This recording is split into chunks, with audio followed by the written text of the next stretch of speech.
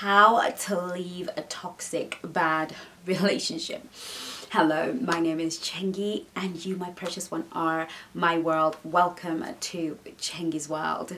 Before we go any further on this topic, please bear with me 2 seconds because I would like to tell you about my sister's book. Now, this book is particularly important to me and hopefully to those of you who are watching, because she was led by God to write this book, and God has given her a strategy that he wants her to do in order to help the orphans of the cyclone Idai that devastated certain parts of Zimbabwe and left a lot of children orphans. And in the middle of Corona and everything going on, these children are going to suffer even more. So the writings and the proceeds for this book are gonna go to charity. She's gonna donate every single penny to charity. But she is raising funds on GoFundMe. The link is in the description link below. Donate whatever you can. It will be used to pay the editors of the book. It will be used to pay for the design of the book. It will be used to bring the book into market. So I would really appreciate you supporting. If you want to learn more, her Facebook link again will be in the description link below. Let's help the orphans of Zimbabwe and hopefully the orphans of Africa and the orphans of the world. They have nobody. You know, one of the things that really hurts me, one of my biggest passions are children. I would say children are my biggest passion, but women are my second passion, but the ones I'm called to first. But I have a heart for children. So when she told me this is what God wanted her to do, to write this book, to publish it, and I said to her, listen, I'll help you, I'll support you with the book. She said, no, this is not going to be a book that, you know, you're going to fund or I'm going to fund. God wants everybody who can to be involved with the funding of this book. This is how God wants it done. So I have to be obedient. I will be making my donation on GoFundMe. I'm asking you to donate whatever it is that you can to help these girls and these little boys make it through. And this video will be worth it for me. So thank you so much for your time and your attention. And now let's move on to what it is you want to know. Okie dokie. We're talking about how to leave a toxic and bad relationship. Now, some of us might think to ourselves, oh, this is so easy, like just walk out.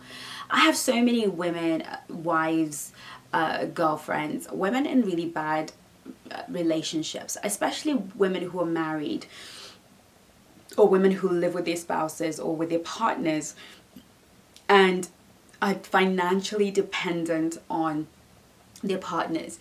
Now, usually that is financial abuse tends to be a thing in abusive relationships.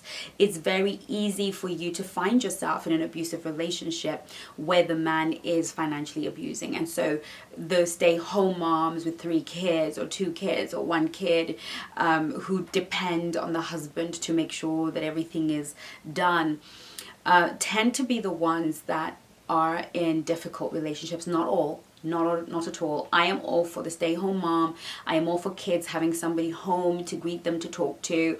This is the ultimate. But I know that not all of us can. And I believe that even though you are working from home, you can still create an income from home, especially in the 21st century. You don't have to get up in the morning, leave your kids and with a childminder and go off to work. This is something that you can do, you know, without having to, you know, leave the kids. But let's say, you know, having a career definitely helps, because leaving a toxic relationship, usually the person you are in that relationship with has created a box and a world with restrictions, mental, psychological, emotional. You'll never make it without me. You will never be able to cope without me. I am the reason why you are even able to be who you are. I am the one who makes you. I'm the one who breaks you. So you have to build up your confidence and your self-worth, because the thing with toxic, bad and abusive relationships is that they eat away at your relationship currency, which is your self-esteem and your self-worth. So once that has been taken from you, girls, listen to me real carefully. I say this and I'm going to keep saying it. I'm going to say it and say it and say it again. Your self-esteem, your self-worth, your self-love is the only currency that you can use to trade in the relationship market, okay? If you do not value yourself, if you do not have any degree of self-worth, you are losing. And so when a relationship starts to, you know, I've always said in every relationship that I'm in, whoever I'm in that relationship with, I will leave the moment I no longer recognize myself. The moment I don't feel high value, the moment I start to behave like a lunatic, the moment I start to feel like this is not you, Chengi, I'm out. I don't leave because you treat me bad. I don't leave because you do foolishness. I leave when I can no longer maintain my integrity, when I can no longer recognize myself, and when my self-worth and my self-esteem starts to diminish, because what I'm protecting is me. I can't fix you. I can't teach you how to love me. But what I can do is love me enough to check in with myself. And like I said in the Feminine Mastery class, for those of you who don't have it, the link is in the description link below. You can just order it and I will send you the link to that video, to that replay. A feminine woman always is in tune with her emotions. The one important question that a feminine woman always has to ask herself is, how does he make me feel? How did he make me feel today? That's really very important for feminine women. Now, we don't always check on ourselves when in abusive relationships because our feelings don't matter. It's always about pleasing him, keeping his feelings in check, looking at his face, seeing how he's responding, how things are working out for him. And so when you're in an abusive, toxic relationship, you live your life on his feelings. So the first key is to begin to look inwardly. Stop thinking about how he feels and start thinking about how you feel. How does this relationship make you feel? Does this relationship serve you? Does this relationship serve the purposes that it has been sent to serve?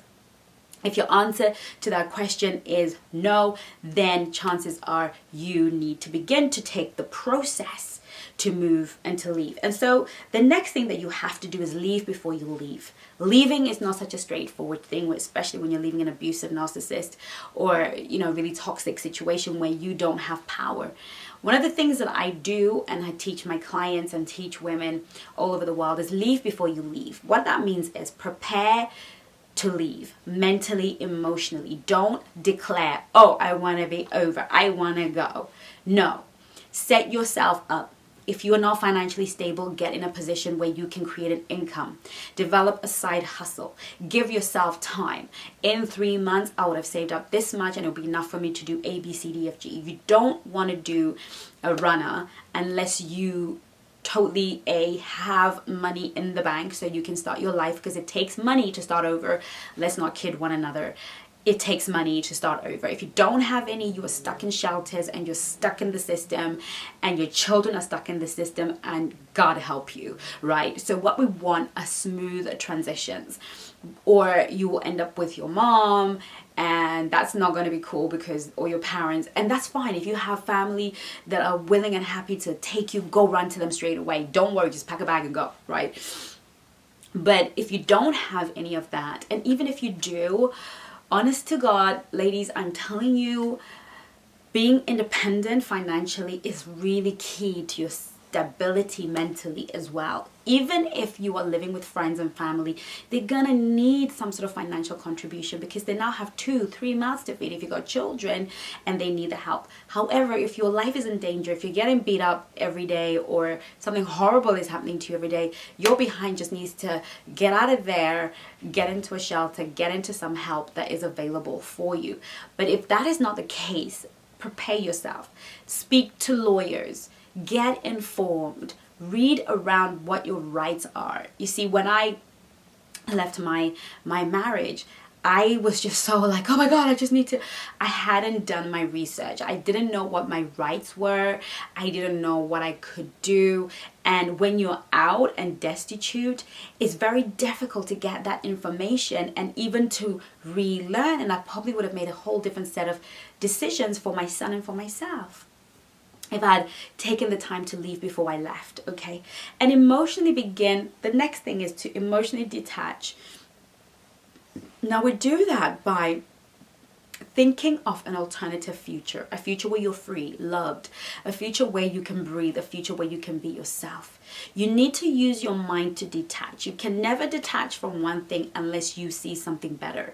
You can never detach from one thing until you see it in the light that it is. And when you're in a toxic relationship, sometimes mentally you've been programmed to believe this is the best that you can do.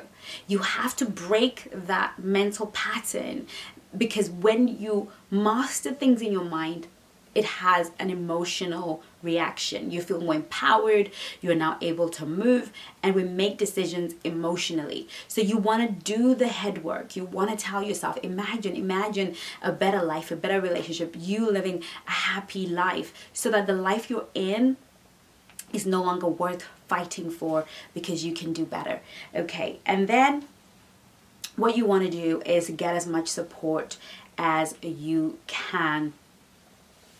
Get as much support as you can from those who love you, those who you can trust, and those who will not tell you to keep going back. Last but not least, accept pain.